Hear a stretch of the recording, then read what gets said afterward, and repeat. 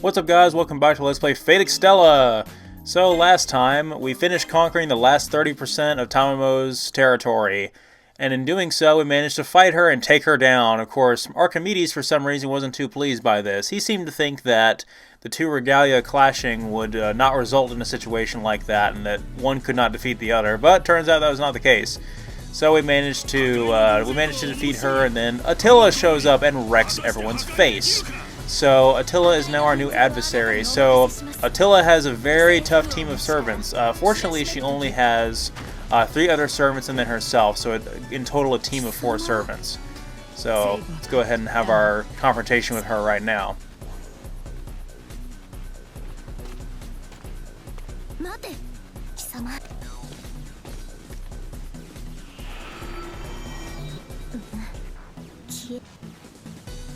Jerk. Alright, so we're going to have to conquer this map as well. So this big enemy right here, I finally figured out the English name for it, as certain gameplay videos and things like that are starting to come out for the English version of the game. This is going to be called a Servant Smasher in the English version, which is kind of nice. So the English version is right around the corner, just a few more days and it'll finally be out, but hopefully I'll have Nero's campaign finished by then, and then I'll pick up where I left off with Tamamo's campaign in the English version. So this particular map, or should I say this particular portion of this map, is based off of a particular event in Fate Zero, one of my favorite events in Fate Zero actually. If you look around, you'll see the courtyard with the hedges around all sides, and you'll see the giant barrels pouring what looks like wine down beneath them. So there's also a horse head and an ox head somewhere around here, so this is symbolic of a very particular servant, and hopefully you guys know who it is. This is the exact spot where 3 kings sat and discussed who amongst them was worthy to covet the Holy Grail. So, but unfortunately we will not be dealing with that today. We will be fighting 2 of those servants, however, and it will be quite challenging. So as soon as I take out the Servant Smasher, we should be able to move on after conquering this sector. Obviously I went here first because that's where Extella was. Lei Xuan has joined up with us. Hopefully he'll be able to hold this area just fine.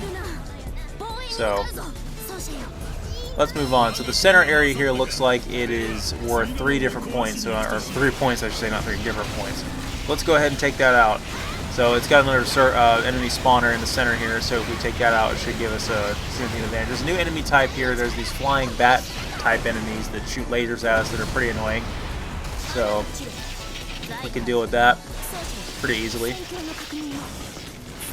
The best way to deal with those is actually to jump and slash in the air. There's really no other way to hit them from the ground.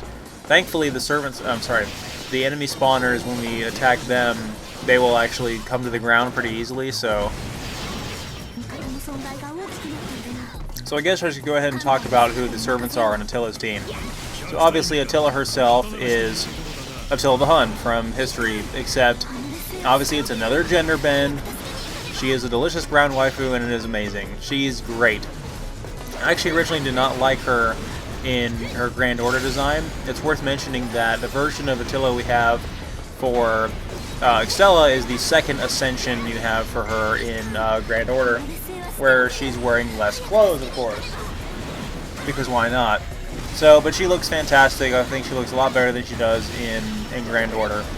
So the other servants on her team are, like I said, thankfully she only has 3 instead of 4, so it's a team of 4 instead of 5. She has Jeanne D'ark, Iskander, and Gilgamesh. So she has the most overpowered team in all of Type Moon, arguably. Like, this team is pretty obscene. The other 2 teams are really well-rounded too, but golly, this team is broken! Especially, I mean, Gilgamesh is already kind of overpowered as it is, but yeah, we should be fine.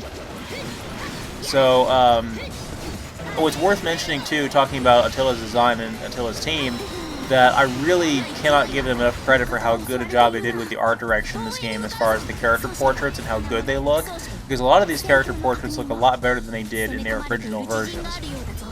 So we're actually going to transition back over here and take this sector back after it got conquered, unfortunately. So I hear that one of these enemy servants likes conquering things. Anyway, the characters that originated in Fate Extra seem to have better looking portraits in this game than they did in Fate Extra, but the ones that were introduced in like Fate Zero or Fate Stay Night don't seem to look as good. Like, I don't really care much for Iskander's picture or even like Gilgamesh or Archer. But I feel like Nero, Tamamo, and Attila's portraits look so much better than the previous incarnations of them. And they really did a fantastic job with it. But Extella doesn't have those funky things coming out of her side like she did in Grand Order. From what I understand, Extella in the context of Grand Order is some kind of alien, which I guess makes sense for her to be in the game. She does a sexy hair flip in the anime opening for the game. And like I said, I had to edit the anime opening out of the first episode of the Let's Play, but if you guys want to watch it, you can find it on the Facebook page, because YouTube's copyright ID system can go fuck itself. So anyway, there's a new enemy type here. This is another command unit, and I have no idea what it's called, but it's made out of blades, so maybe Archer will know something about that. But anyway, we talked about Extella a little bit. So Jeanne D'ark, so she is not very powerful. She is the one and only ruler class servant in Type Moon that we know of so far. So she is basically, she was sort of the mediator in Apocrypha that was like, don't make me turn this holy grail around, I'll do it. And then sort of like how Avenger is a unique class, Jeanne D'arc is a unique class as well, but she's very slow. She's actually the boss for this stage, so we'll be fighting her soon enough. But first we have to fight the King of Conquering Things, Iskander. So Iskander is obviously Alexander the Great, and he is awesome. He's everybody's favorite servant from Fate Zero. Everybody loves this guy. He's charismatic, he's loud, he's boisterous, and he's voiced by Jamison Price in the English dub, and it's tremendous. So he's actually ironically voiced by the same person that did Kirei in the English dub for the Dean anime of Fate Stay Night, which was a perfect fit, honestly, because Jamison Price can do a subtle, soft voice very well, and he can also do a gruff, loud voice very well, and it sounds like two completely different characters. So he did a fantastic job. Jamison Price did the voice of characters from several other Let's Plays that I've done, including Warpath in Transformers Fall of Cybertron and War for Cybertron. So the downside of this fight, though, obviously it's worth mentioning that the English version of Extella will not have the English dub. So it's still going to be the Japanese voice acting with English subtitles. So characters like Nero and Tamamo are still yet to get an English voice actor. They've never been dubbed in any Type Moon work, and I don't think they will be unless Fate Extra Last Encore gets an English dub. Alright, so we're going to do a Regalia form change against Iskander because he is obscenely powerful right now. Why? Because he has that stupid red aura around him. He's glowing red, which means he just resists damage and just tanks like a pro. So we're going to have to get really ugly with him and show him who the true Roman Emperor is. So these two, I guess, would be sort of natural rivals. Of course, I could have my history completely wrong, and maybe they didn't even exist at the same point in time. But, so it's worth mentioning that, obviously, Iskander has the Ox Chariot, the Gordius Wheel, which is it's descendant of Greek mythology, because he said it was what Zeus gave to a certain other individual, and I don't remember who he said it was given to. I'll probably have to do my research on that. But it has divinity derivative of Greek gods, so it's one of the very few things that can actually damage Achilles. But he only uses it during his Extella burst. So we saw him using it during his introduction there, but he just kind of walks around and swings his sword around. So he is pretty fun to play as, I do have to say, but it's very silly to see his walk cycle.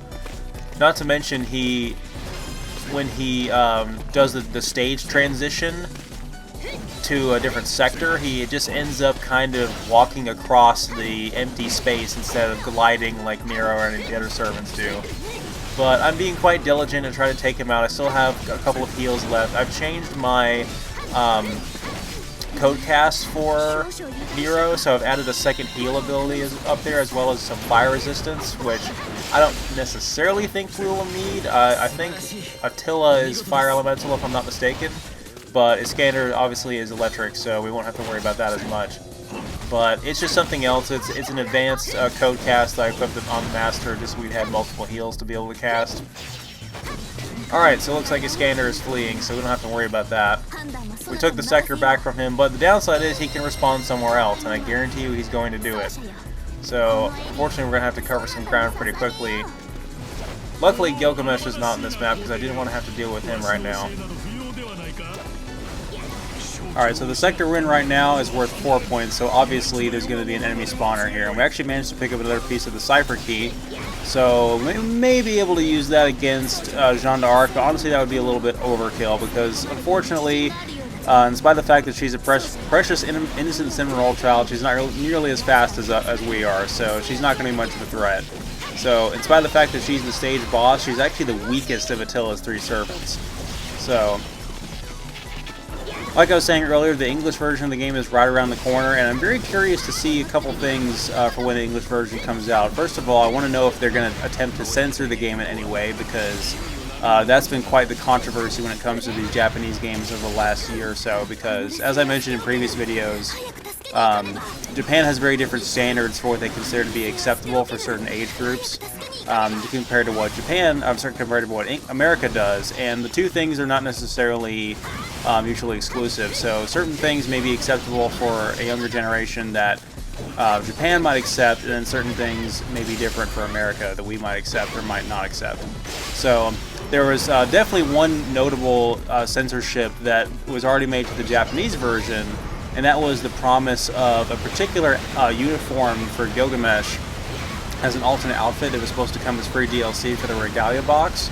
And it was a Imperial Japan naval officer uniform, and based on the context of this outfit, it quickly became known as Nazi Gil. So obviously we can tell why that was changed. It still looks, the final version still does look pretty similar in the final version of the game, but it's not what we were originally promised. But unfortunately, that code cannot be used. I won't be able to use that code on my version of the game because I'd have to have a Japanese PSN account in order to download it. So the nice thing is, if you have a Japanese Vita, or if somehow you are able to make a Japanese PSN account through modifying your Vita or whatever, you can download those alternate outfits for the Regalia box. So the Regalia box not only included the Nazi Gil, or the censored Nazi Gil, but also included an alternate outfit for Artoria and for Nero, which are their red and white and blue and white dresses respectively. But obviously we can't download those on an American Vita with an American PSN account. But all Vitas are region free, and all Vita games are region free as well. So I noticed a couple days ago as well that PSN is actually starting to recognize the trophies for Fate Extella, and they actually already have the English translations for all the trophies are. They've actually had that for about a month or two now, so they implemented that right away, right when I started this Let's Play. So you can actually look at what the English trophies are, what the requirements are for them, even on the Japanese version of the game. So when I play if I were to get, let's say, the American Vita version of the game, I would already have trophies unlocked because it considers it the same game according to PSN. Now, it didn't always do this. For the PSP, for Fate Limited Codes, they considered the PSP version, the downloaded version we got in English, and the physical retail version we got in Japan to be two separate games. I really don't know why. So, we're back in the center now. This particular section of the map is difficult to get to because we can only get to it from the front and the back. The sides, which go all the way around, you would think there'd be points of entry over there because there's two little small sectors on each side, but for some reason we can't enter that way. So the tide keeps turning on this map quite quickly. So looks like we actually have Nero's final secondary attack there, which she launches a giant beam out of her blade, sort of similar to Excalibur. And we'll be using that quite a bit. The great thing about that attack too is you can actually combo it with one of her air attacks, so you can drop to the ground with the triangle button and then use that attack immediately afterward, and it's awesome. So Li Xuan is holding his own here. I thought he was going to get taken out by Iskander for sure, and it's not too late for that, unfortunately. So that's one of the difficult parts about this map, is the fact that we're constantly juggling around where Iskander's going to show up, because it's pretty much impossible to take him out if he keeps fleeing the map like that. But we almost have it. These the Lancer-type generic units are pretty annoying, I do have to say so. There's another demonstration of that attack. So that's after you've hit X about 5 or 6 times, I want to say, and then you finally hit triangle. So I still like the attack where Nero spins around, though. It's one of my favorites, especially for clearing out large groups of small enemies, which is what we need to do to fill up the gauge to spawn in the large enemies. Speaking of which, there's one more Servant Smasher to take out before we're done with this sector. So this map is taking a while for sure, but once we actually get to Jeanne D'arc, she'll be pretty easy to take out.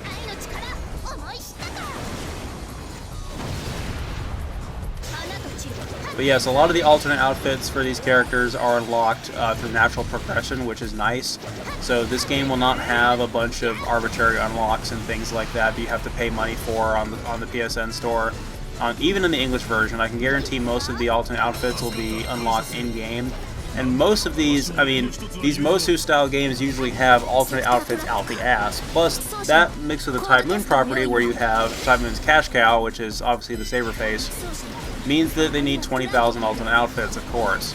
So we've already seen a few of these.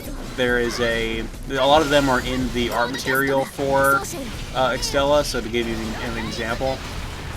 Oh, so here's the new game mechanic, actually. This is I want to say this is the enemy master actually using a code cast on us, and it's sort of like a claymore mine that explodes on us, and there's really no way to avoid it. We sort of just have to have enough health to tank it, and there's really nothing we can do about it. So you'll see the sort of red aura and the flames that are surrounding you when that happens, and then you'll just sort of explode, and there's really nothing that you can do about it. So, good thing is, if you do actually manage to die from that, there are still fail-safes. You won't just fail the map because you took automatic damage that you couldn't block. Because you can still use a command seal and come back to life, which does happen quite a bit. Or, luckily, I still had some heals on my own code cast I could use. I've got one left, and I'm not worried about just haphazardly using that because I'm definitely not going to need it for the boss.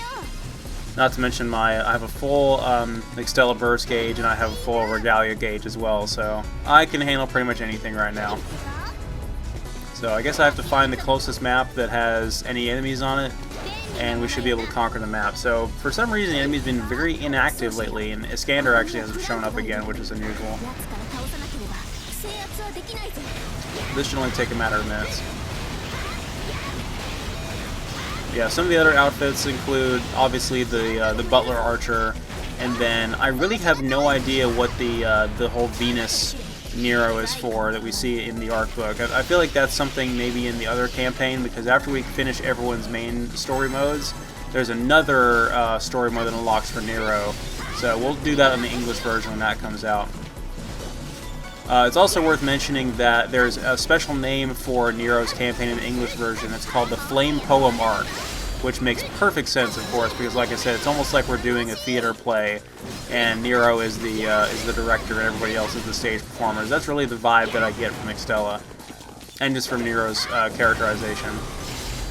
So all three main campaigns have a subtitle like that, and I'll go over each of them as we play through them. So there was a quick demonstration there of that aerial attack like I was talking about. We can do that big slash as soon as we hit the ground, so that's quite nice.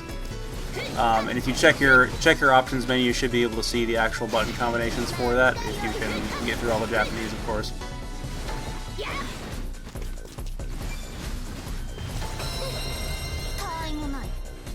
You're kidding, right? Still one more point to go? Alright, we can handle that. We have a full gauge again, so we're just going to go crazy on this enemy spawner here.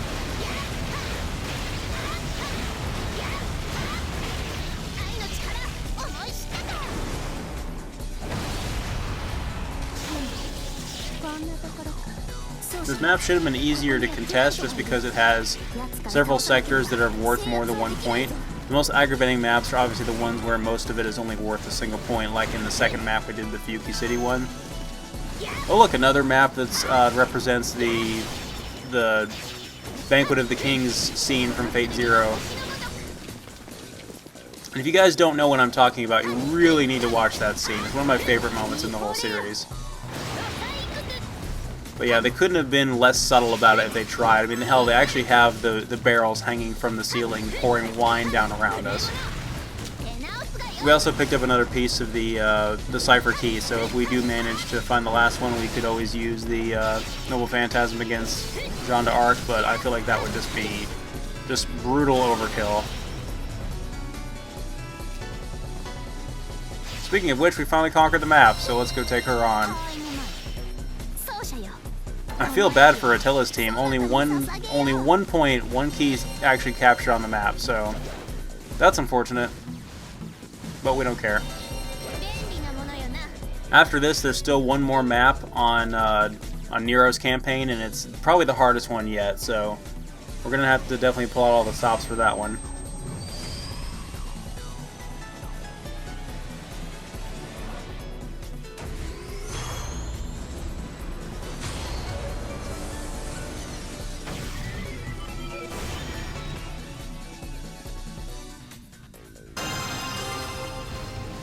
Alright, so Jeanne D'arc is right in the center, so we just have to get back there and we'll be able to fight her. So again, she's a ruler class servant, which is unique to her character. As far as I know, correct me if I'm wrong, there are no other ruler class servants. And her fighting style is she uses the flag that she carries sort of as a spear, as a polearm. So you would think that she could behave sort of like a lancer, but she's really, really slow. So as a result of her being slow, we're just going to have to beat the crap out of her with our Regalia gauntlets. I was thinking she was going to be really fun to play as, but honestly, with a Mosu game like this, the faster your character is, the better. So that's why characters like Nero and Extella played better than characters like Jeanne D'arc and Karna. As far as the Lancers go, Karna is actually the only one that's slow. The rest of them are really fast. Although I would much rather play as Karna than Elizabeth, just purely because I wouldn't have to listen to her damn voice. But obviously Ku is best Lancer in this game. Poor Jeanne D'arc. Maybe if we beat her up hard enough, she'll turn into her Ultra form, and then we'll actually have some excitement. So yeah, just with the Regalia alone, we brought her down to about a third of her health, so... There's really nothing she can do to threaten us, unfortunately. She's one of the easiest bosses in the game. Even if she uses her own gauge, it's really not going to be much of a threat to us at this point.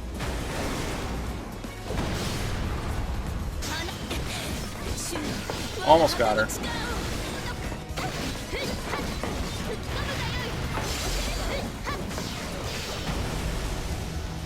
Yeah, she's going to use her gauge here, but it's far too little too late. Her attacks are just so slow.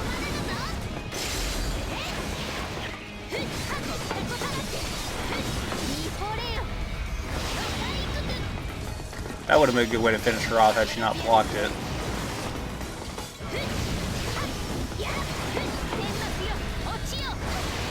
There we go. That's more like it. Alright, Extella, do you have any more bodies to throw at us? We're not nearly done yet.